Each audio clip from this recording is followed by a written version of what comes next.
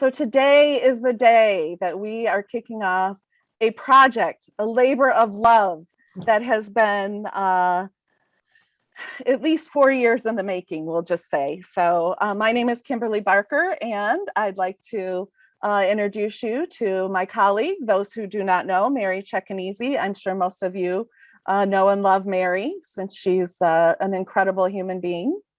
And I have had the pleasure of working with her, and I'm grateful. I'm so grateful for that. This has been at least a 4-year journey that we have been on. We met at a positive, well, I shouldn't say we met, we reacquainted ourselves at a positive business conference in Ann Arbor a number of years ago. And this is our work product as a result of that. This webinar today is being sponsored by the International Society for Organization Development and Change. And I'd like to encourage you, if you have not checked out the International Society for Organization Development and Change, to go to isodc.org. ISODC is a group of members who are passionate about creating positive change in the world. We have the OD Journal, which is one of the most widely OD and change journals in the world. We have friendship and support. We have amazing conferences. We have webinars such as this. And there's just so many incredible people that are a part of this organization. So I just really want to encourage you to check out this organization. My name is Kimberly Barker, and I'd just like to take a quick minute to introduce my co-author, Mary Ceccanese.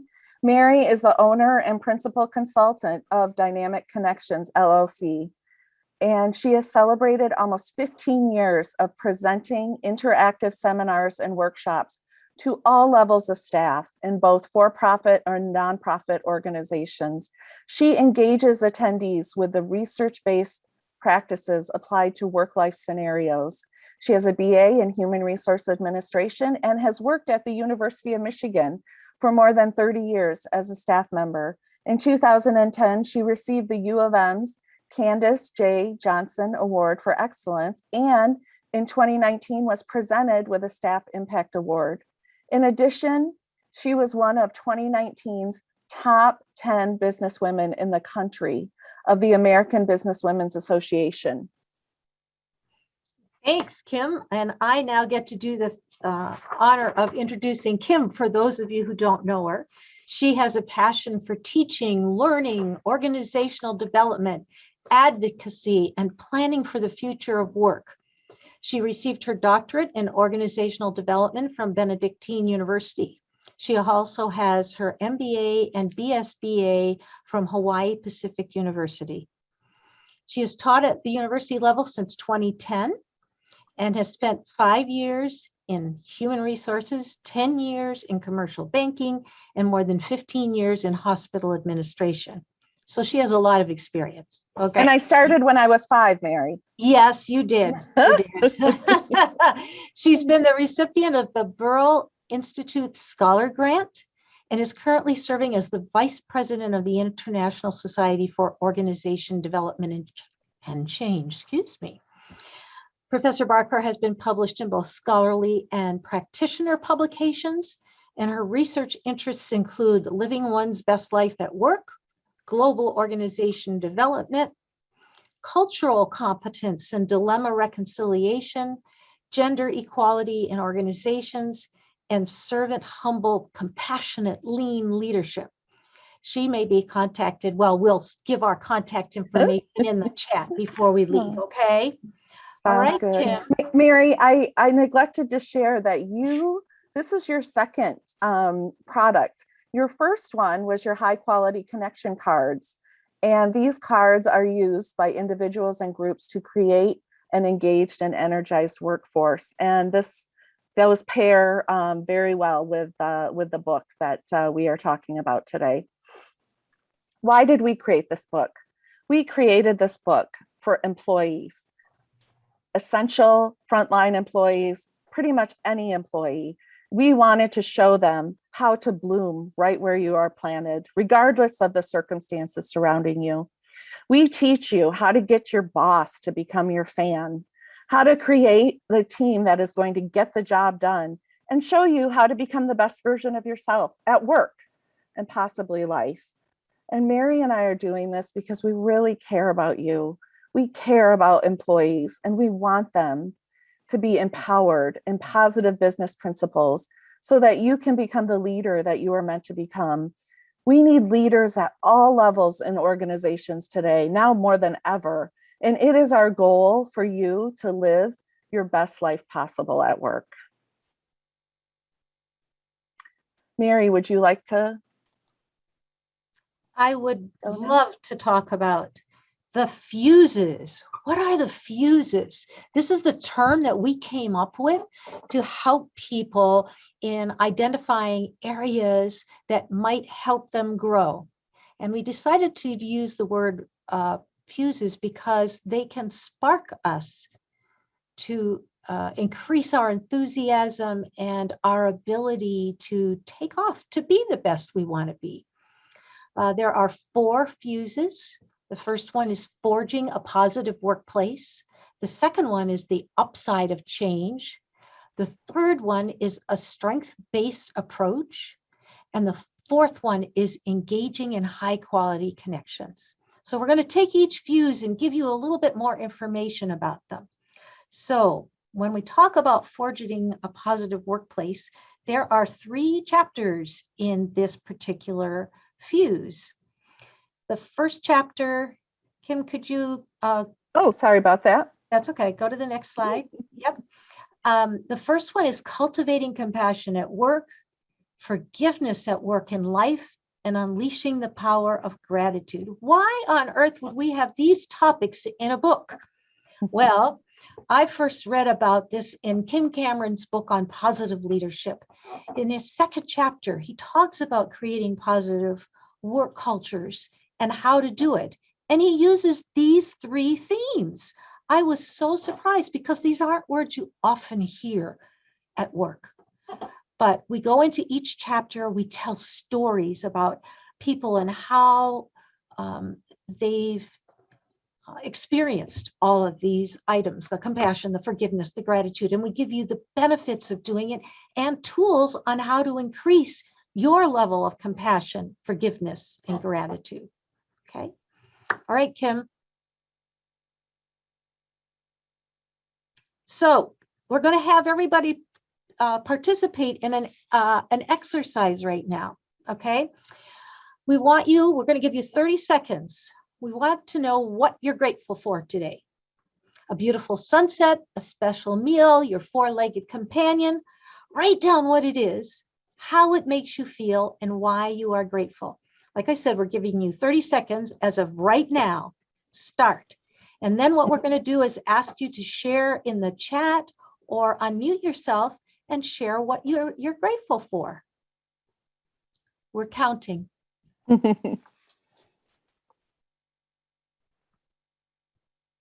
Oh, people are already chiming in. Oh, awesome. How cool is that? Yay, there we go. I love Diet Coke. I'm grateful for that as well. My health. Grateful for a friend I was blessed to talk with today. Look at Kim. I'm grateful for the connection with Kim Barker. A positive work environment today. The birth of my first great grandchild, whose name is Autumn Violet Melody Jackson. Oh, what a beautiful name. I know. My team at work, great. Oh, you're doing an awesome job, everybody. Thanks. We wanted interaction, and so we're going to do this at the end of each fuse. And grateful for my job, my business partner, my family, the extra credit from my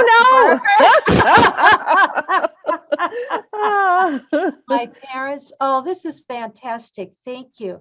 All right, Kim, take away fuse 2. Oh, Ron, you outed me. We're talking today about the upside of change. And one of the things that will always be inevitable is change. full of both vague uncertainty and brilliant promise by Robert Redford. I love that quote because, oops, change it can be scary to a lot of people. And managing our reaction to change is key. Going from denial to resistance to exploration to commitment can create a tipping point for both you and your team. Consider why change can be good and give examples of this. It all begins with telling and sharing our stories so that others can learn from it. So take a second and think about what change-related items are important and urgent right now for you. How about in your personal life? I'm grateful for Robert Redford. That's awesome. How can you align your goals to your organization's goals? And this is something that we really help you with in the book. So it's not something that you have to have mastered today. We help you look at what are your organization's goals related to your goals and how can they be in sync with each other. But just for the sake, and we'll give 30 seconds again. I'll start the clock. Think about what change related items are important and urgent right now and something that you should address maybe right when we get off this call. And that's something that we'll just give you a few minutes to think of.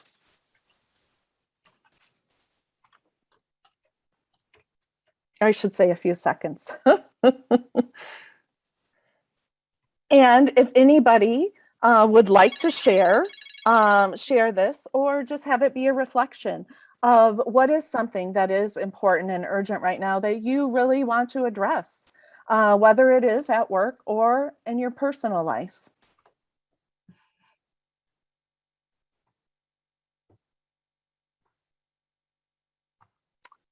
Jen says, staffing to virtual and remote hybrids with in-person mix, how to make the best of them. Oh my goodness, so true. The best for both of them in her business. Flexible work options, moving to Kansas. Personal, I'm working on affecting feedback for the program at work and also documenting and planning for my departure in the next year. Very good. I need to complete my first blog post for our website before it can launch. That's Heidi's goal. Very good. And, sometimes just being proactive can really help you with the change process to show up authentically because I am enough. Absolutely. And joining a team that is getting going, reimagining our recognition and celebration efforts at work, which is so important. And I'll just share one more. Ron says one of his biggest challenges in his new position is changing the culture of efficient communication within the workplace and overcoming the negativity of a predecessor. Yes. So true. Our next fuse is a strengths-based approach. And one of my favorite quotes is from Malcolm Gladwell. And he says, if you work hard enough and assert yourself and use your mind and imagination, you can shape the world to your desires.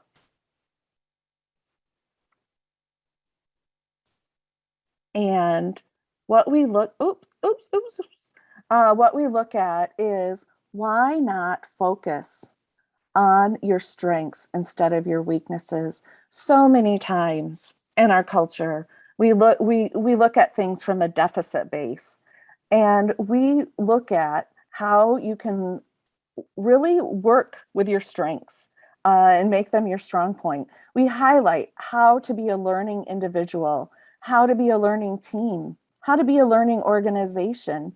We also encourage you to get creative and problem solve. Ooh, some folks are still coming in, yay. We give many examples of people who did this. One example, and one of my favorites, is the sandwich method when giving feedback, right? You start with something positive, You then go to something that is constructive, and you follow up with another positive piece of information. Asking more open-ended questions instead of yes and no.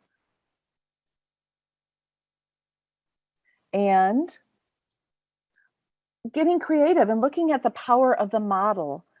People love models and pictures, and they love to be able to wrap their hearts and minds around them. So what I do in the book, in this chapter, is I combine the SWOT model and the SOAR model, and we come up with a SWOTer model. So getting creative, right, and being able to look at things possibly from a different lens can be very, very valuable. So let's take about 30 seconds again and ask yourself, how will I begin learning more about myself today? And what would I accomplish if you knew you could not fail? What would you work towards?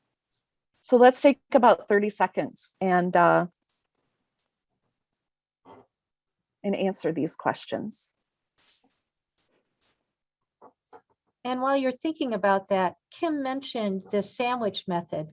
The sandwich method works very well, especially if you have a positive culture that practices the positivity ratio. There's much research on this, but it takes a minimum of 3 positive statements for every 1 negative statement to be in a workplace where you can do your best and be your best. It's actually closer to 5 to 1. Yeah. So if you have that, the positivity ratio, then applying the sandwich method works very, very well. The person knows you're there to help them and to encourage them in any way that is possible, and the trust has been built.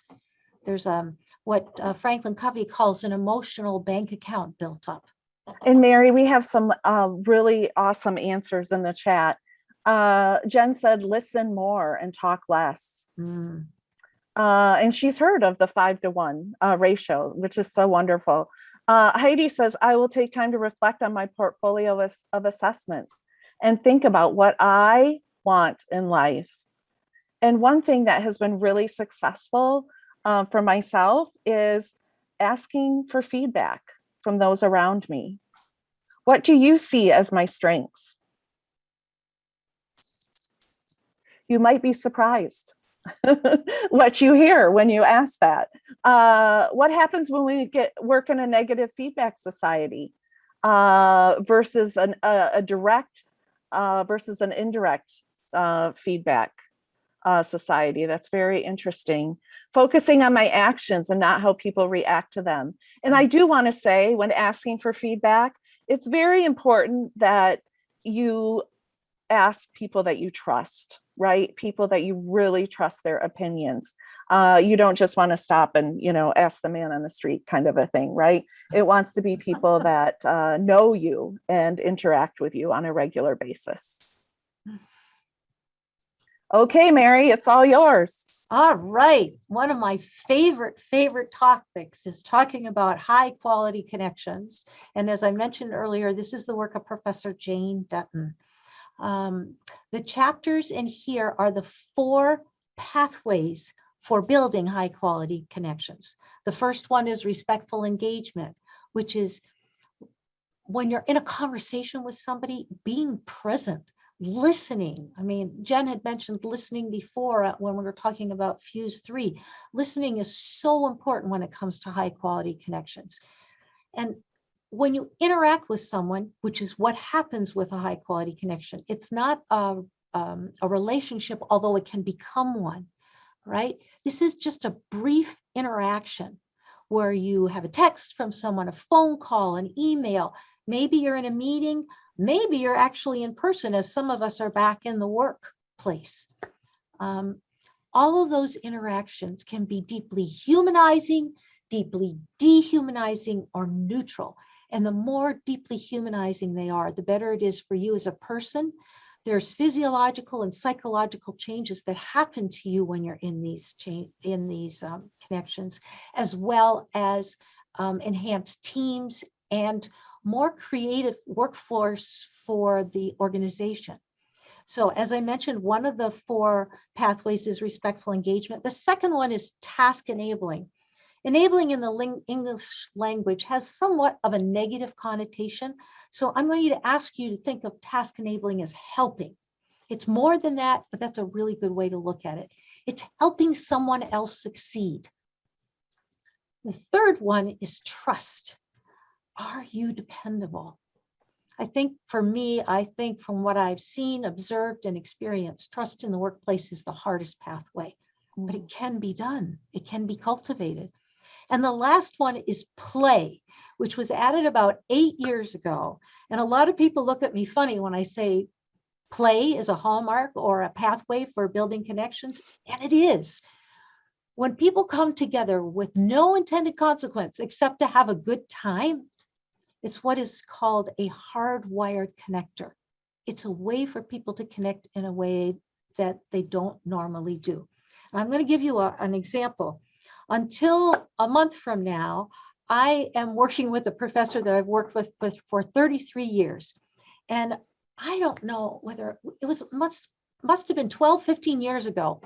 He came to me on a Friday afternoon and said, "Put your coat on. We're going outside." It was a January winter in Michigan. And I looked at him funny and he said, and go find our PhD students and tell them to do the same. Well, we have PhD students from all over the world. And so I said, Joel said, "Put your coats on, we're going outside." Well, he immediately started throwing snowballs. And so we all had a snowball fight. And since some of our PhD students were from abroad, they didn't know what snow angels were. So I laid on the ground and did a snow angel, and then they copied me. It was something we still talk about today. It was random. It didn't cost a lot of money. It might have been 20 minutes, 30 minutes we were outside, but we still remember that and refer to the pictures and keep that as a treasure. All right, so the fuse question we're asking you for on this particular one is, Ken says he does the snow angels too. Good for you. All right, so what we want you to think about is, who can you show empathy to today? In what way can you walk in their shoes and be there for them? And then consider ways you can inject a more lighthearted atmosphere in the office. Maybe decorating a coworker space to acknowledge their birthday, or decorating your office area with items that make other people smile. What creative idea could you try? So Kim's going to put the 30-second timer on, and in the chat, if you would tell us maybe what you could do for somebody to walk in their shoes. I need ideas, Heidi says, on how to inject levity into a Zoom session where my office lives. Oh my goodness, we have heard that a lot. Yeah. There's a number of ways. I can make a couple of suggestions. One of them is to start off with everyone celebrating something. It can be personal, it could be professional. Just something you're celebrating, whether it's a beautiful day. I think Anne-Marie had put in the chat earlier that she thought it was a beautiful day out. Okay. That's, something you can say to somebody. The sun is shining. There's all kinds of ways. Some people do crazy sock day. And when they're on Zoom, they all show their crazy socks. I don't know if I could lift my legs that high, Mary. Yeah. Or crazy holiday sweater day. Yeah. You can just inject a little levity that way. It doesn't have to be a lot. Ken says in the virtual environment, he posts links to Dilbert cartoons related to the topic. What a great idea. I love it. I love it. I love it. Yeah, I do think that there are a number of icebreakers, you can use as well at the beginning of Zoom sessions to really get to know your team on a whole new level. We also have a quality connections exercise in one of our toolboxes, which we'll talk about. But I do want to share, in the beginning of every class I teach, I ask, who has something positive to share? And sometimes, it's maybe just that we're upright, right? Being upright is something to be thankful for, right? But in the beginning of a semester, students really struggle with, thank you, Ron, for that verification. Students really struggle with, well, what should I be grateful for? Or what do I have positive to share? And sometimes they say, well, I don't have anything positive. And I'm like, yes, you do. So, it's just 2 to 3 minutes of the class. But by the end of the semester, students are sharing so many things. And it's just really taking that few minutes of, what are you grateful for? What is positive in your life can really change your level of thinking. It also changes the meeting. Yeah. The atmosphere in the meeting changes immensely when that happens. Right. Mm-hmm. Awesome. In this book, we really look at, in one of the sections of the book, diversity versus inclusion. And Mary and I just wanted to take a second and say, it's not a versus or an or situation, it's an and situation. So this is one of our favorite quotes. Diversity is being invited to the party, but inclusion is being asked to dance. So it's taking that diversity and harnessing it and using it for good, and getting everyone's opinion, getting everyone's feedback. It can be really, really be a powerful thing. And Heidi shared, and I'm going to try to pull it up because she had an excellent point in the chat. She's read that if we want positive feedback, we ask for advice. If we want negative feedback, we ask for feedback or input. That's very interesting. Yeah. So yes, it's really about creating that environment where people can share and really feel included. And one thing that we think is special about this book is we have 2 toolboxes at the end, chapters 13 and 14. One chapter is a staff toolbox and the other one is a manager's toolbox. And each of them have about a dozen activities or items in them. And they are things that you can use to engage your team, right? And you don't have to be a boss to do this. One of the exercises is in the staff toolbox is, and we kind of touched on this a little bit earlier, but if you have a pen and paper, we're going to give you a timer for 1 minute. And we want you to handwrite all the people, all the items, people, places, and things that you are grateful for. Enumerating these items shows that you are a grateful person. And we are going to give you 1 minute to write down everything that you can think of that you are grateful for. Stephanie is very familiar with this exercise. 1 minute. People, places, things, experiences.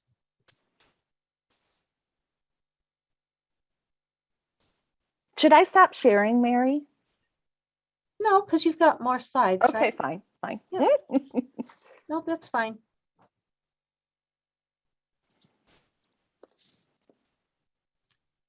Are we about halfway through? Yes, actually, 22 seconds. All right. So write down as many as you can think of.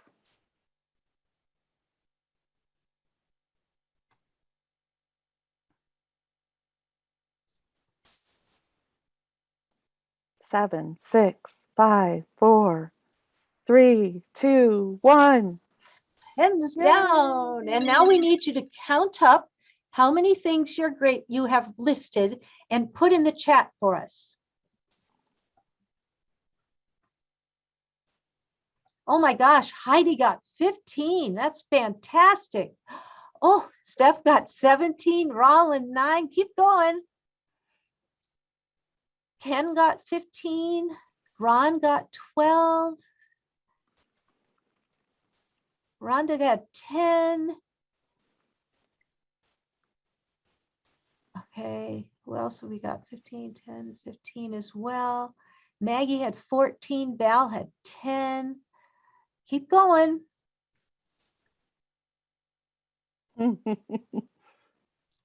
Lots of gratitude going on here. You're right. You're right, Steph.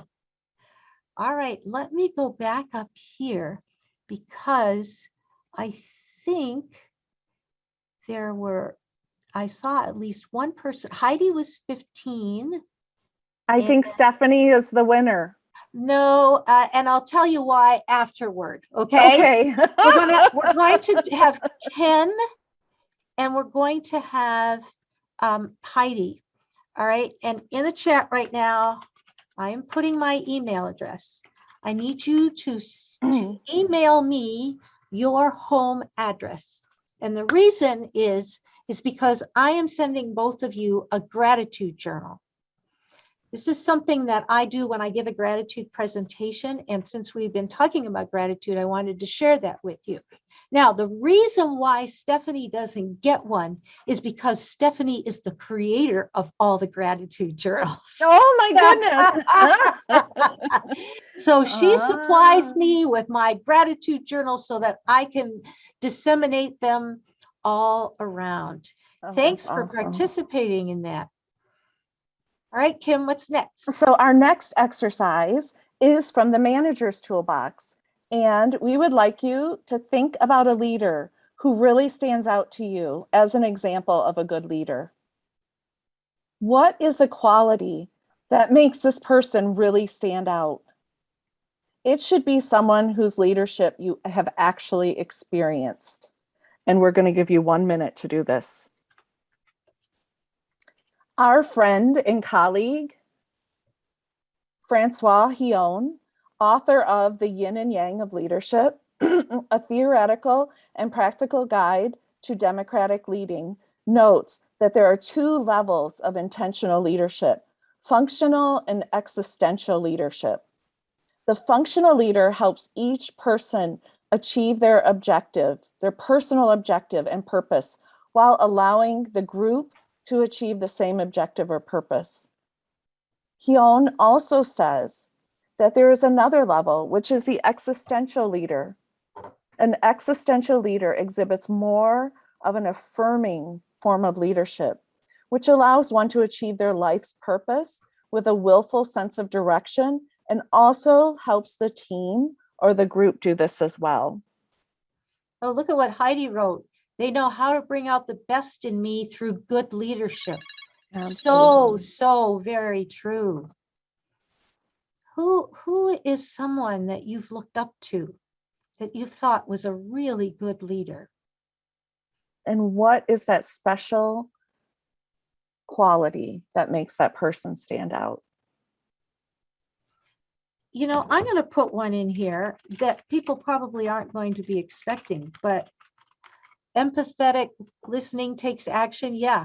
I'm putting in the name of a priest. His name is Father John Ricardo, and he is one of the most amazing leaders I have ever seen in my life. He emulates, he has experienced life in many facets, and he talks to you real and helps you to grow. I can't listen enough to him. He's really, really fantastic. So and I'm gonna mention my department head, Dr. Joy Beatty. She showed up today. For this webinar. Yes. She has so many competing things going on, but it was important to her to show up and support me, and I'm just so grateful for that. And Maggie wrote that she's grateful for her Spanish teacher, always looking out and emailing personal encouragements. Yeah. And Ron says his former supervisor practiced servant leadership. Awesome. Fantastic. All right, Kim. All right. Let's see. What do we have next? So we have an upcoming webinar with Dr. Kim Cameron, and we have talked about him a little bit today. And he has written a new book called Positively Energizing Leadership. And we're kind of excited about this because, you know, our book is probably 80% focused on staff, frontline and essential, or really any employee, and 20%, you know, leader overall. I should say senior leadership. And Dr. Cameron's book is written for more towards senior leadership. So we have kind of a yin and yang going here. And Dr. Cameron I will be having a conversation with him on Friday, December 10th, which I am really looking forward to. And I have read this book.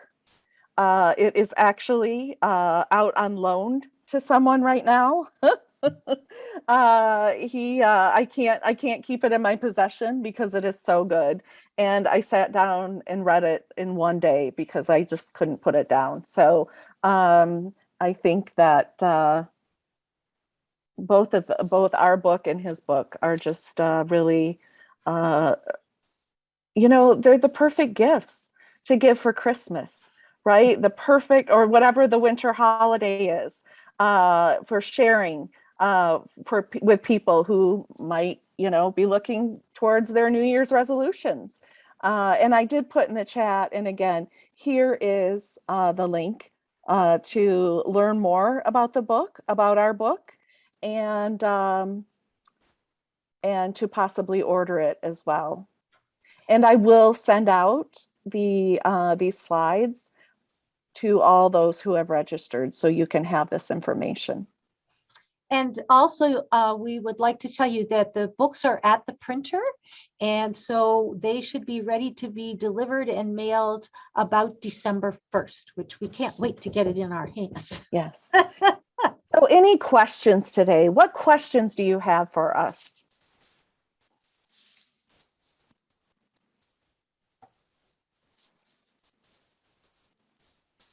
Are you excited? I hope you're excited about the book as we are. And okay. Yeah, there's a ahead, question. Mary. Okay, so Heidi wants to know how much the book costs. It's $27.95. Okay.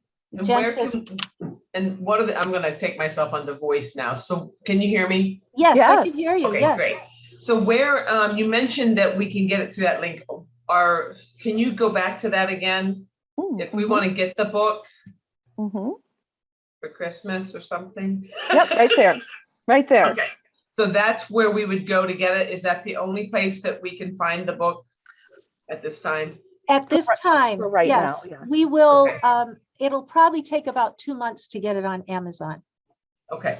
But for right Perfect. now, if you would like it for the holidays, this is the best place to go to get it. Yes. Awesome. I love it. And then I imagine both of you are going to put that on your social media as well, like on LinkedIn. Yes, absolutely. Then I can help promote it too, you know. Oh, like- thank you, thank Heidi. you. That's That would be very- wonderful. We And would we Just would give it a- appreciate. Give it a tip to everybody else, right? When you see it, Yes. you send it, you know, because that's the way we get positive change spread. Yes, Yes. exactly. Yeah. Thank you. What inspired this book?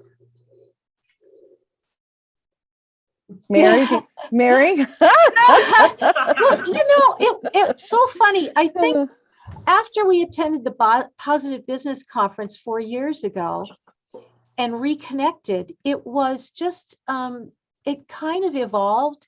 Kim was talking to one of our professors that we love, and Gretchen Spreitzer, and was talking about this idea. And I had sort of thought about it, but didn't even know where to start or what to do, and just really hadn't pursued it until Kim called me one day and said, I think we need to write a book together for positive business for staff. And I'm like, we do.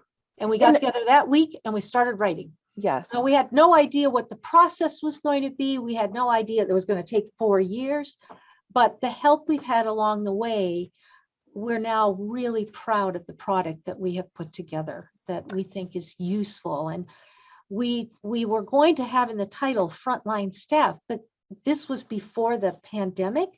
And so we thought we can't use that term because people will just think this is for people in healthcare or in, EMTs, et cetera. And it's not.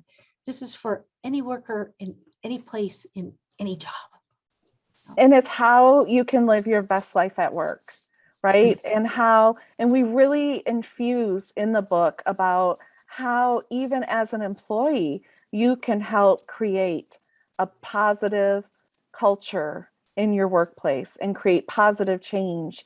I hear all the time from students, my boss doesn't care about what I think.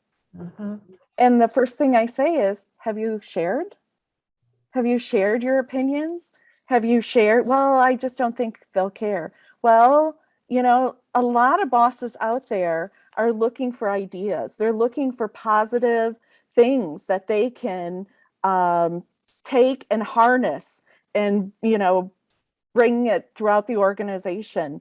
And, be a helper to that boss so that they can do that. I would say probably our first year, while we did do writing, we did a lot of research because positive organizational scholarship has kind of been up here, for a lot of years. And we really wanted to bring it down to the middle manager and more to the frontline employees in a way that they could embrace it and also, start using it today. So, And we have many, many, many stories. yeah. Some of them are personal stories, some of them are professional stories, but to us, storytelling is important and people learn a lot when you tell them stories.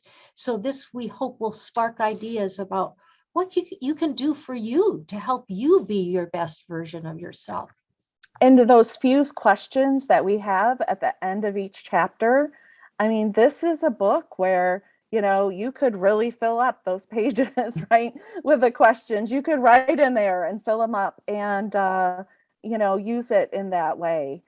Because we don't just want people to read, we want people to read and reflect and respond and, be able to put these principles into play. So.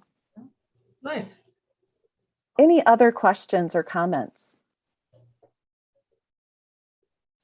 Oh, Roland, one of the questions I ask people is, what part are you playing in creating your reality? I think it helps folks get oriented in a more positive way. I love that. What part are you playing in creating your reality?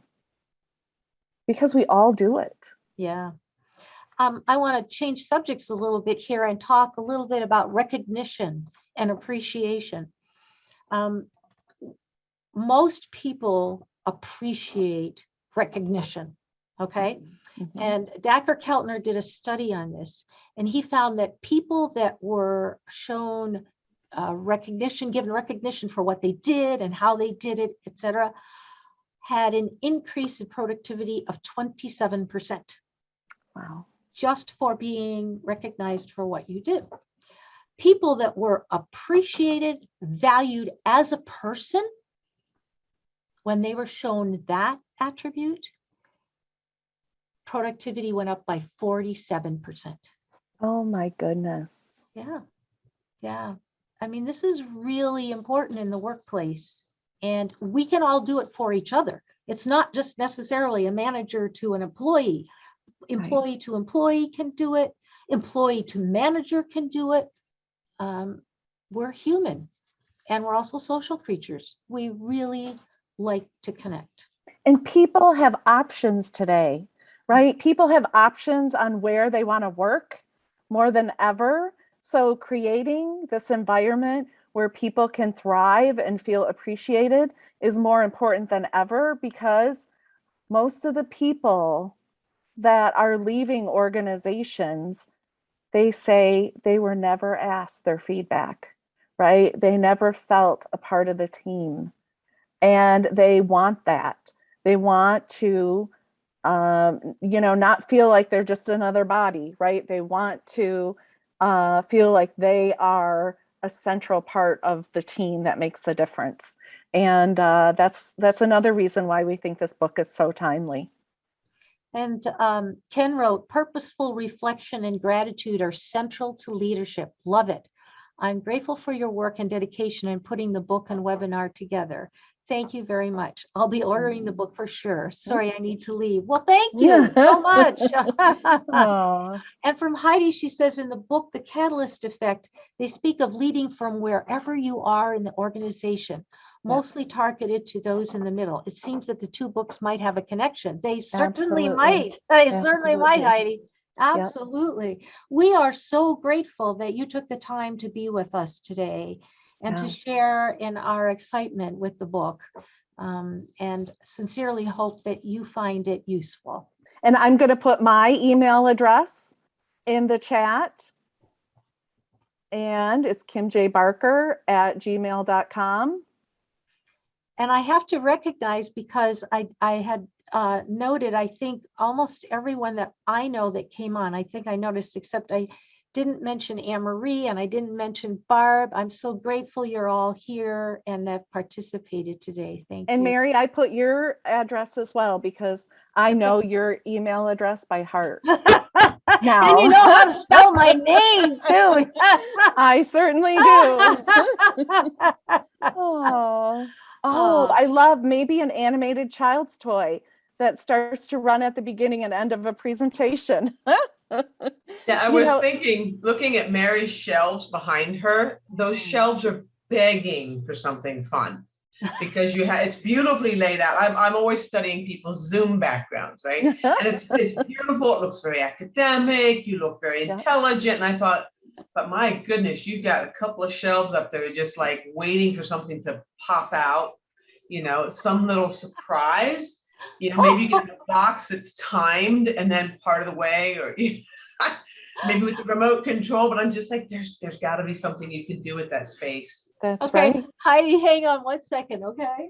Yeah, I think she cleaned before the webinar. I moved a lot of stuff around. So, whoops, I have my Snoopy. Yes.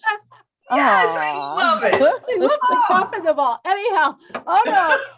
And the other thing is, Heidi, I'm retiring from the university so I can spend more time on my business. So that's why my shelves are empty. I'm cleaning them. Yeah, I knew that you had some things upstairs in your mind, so I'm sure that's not. But anyway, congratulations though on the retirement, and the flowers are beautiful. Thank you. A friend gave them to me today, a dear friend who's actually sitting in the room listening. And she sent them to us for the launch. And so I thought I had to put them in a position where people could see them. All right, well then I'm gonna have to take a Zoom photo, everybody, because I think, and so Mary, you have to keep talking because otherwise, it's gonna go to everybody else. That way I can get a photo of you with the flowers there. Oh, right. That's so sweet of you. I greatly appreciate it. Look up at your blue light. That's nice. See, now I'll send that to you and you'll have a nice picture with the flowers to celebrate the launch. Oh, thank you so much. That's really sweet of you. Wow. Well, thank you so much, everyone, for coming today and for showing your support. And we look forward to talking again soon. All right. Take care, everyone. Have a great day. Thank you so much. Bye-bye. Bye. Bye. Bye.